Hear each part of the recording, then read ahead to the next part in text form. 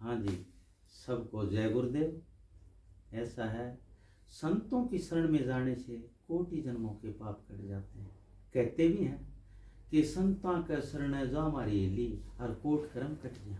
कि संतों की शरण में जाने से है ना, मनुष्य के अनेकों पूर्व जन्म के कर्म हैं वो सारे के सारे कट जाते हैं। संत महात्मा कहते हैं कि भाई सत्संग में आओ, सत्संग में आओ, जो कह रहे हैं ना, तो उनकी बातों के ऊपर अमल करो।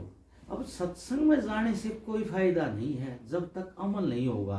क्योंकि कई बार क्या करे ना, जैसे कबीर साहब कहते हैं कि भाई अमल करे सो पावर, अवधु अमल करे सो पावर, और बिना अमल असर ना होए, जब लग प्रेम ना आवे।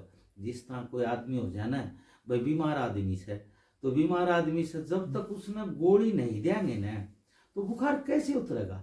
इसी प्रकार से संतों की शरण में जाने से, संतों का दर्शन करने से, संतों का सत्संग सुनने से, कई बार आपने देखा भी होगा कि नौदा भक्ति राम जी की है, तो उसमें 9 प्रकार की भक्ति है। जैसे श्रवण करना, मनन करना, सुनना, पढ़ना। तो कहते हैं किसी भी भक्ति से, एक भी भक्ति कोई भी ले ले तो उसी से पार हो जाते हैं। जैसे उदाहरण रूप में देख लो, राजा हरिश्चंद्र है ना, सिर्फ सत्य के कारण पार हो गए। उसने सत सत बोला बस, और उसने कुछ नहीं किया। श्रवण कुमार से ले लो, वो माँ बाप की सेवा से तिर गया।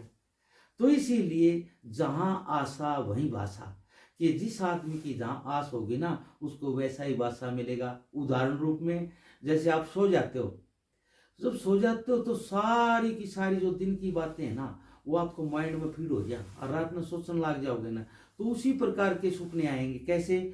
जैसे दिन में भूतान याद करोगे तो भूत दिखेंगे, और भाई देवता ने याद करोगे तो देवते दिखेंगे, और गुरुआ ने याद करोगे तो गुरु दिखेंगे। तो ये भाव के ऊपर भक्ति है। तो इसीलिए जो जितने भी संत महात्मा हुए हैं, उन्होंने सबसे पहले सर्वप्रथम क्या बताया? गुरु भक्ति। गुरु भक्ति बिन काज न रहती, कि गुरु भक्ति नहीं होगी ना, तो भैया उससे कोई भी किसी का काज नहीं बन सकता। लेकिन मैं ये भी कहता हूं अनुभव के अनुसार, आप चाहे किसी को भी माने, लेकिन पूर्ण माने। यदि उसको पूर्ण मानोगे ना, तो वो आपका ध्यान बन जाएगा। ध्यान करने की कोई अलग कला नहीं है। जब हमारा व्यवहार जगत ठीक होगा ना, तो हमारा अध्यात्म भी अपने आप ठीक हो जाएगा। यदि व्यवहार जगत ठीक नहीं है, आपका अध्यात्म ठीक नहीं हो सकता।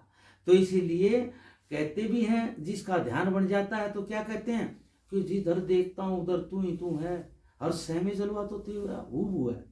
कि जिधर देखेगा ना, उसको वही दिखाई देगा। जिस प्रकार से आपने देखा होगा ना, जैसे कोई आदमी चोर चोरी कर ले, और उसने खुद न कर रखी, और उनको होगा ना दूसरा आदमी, हाँ भाई चोर न पकड़ांगे, तो उसका मन में भीतर इतना ज्यादा भय बढ़ जाएगा जिसकी कोई हद नहीं।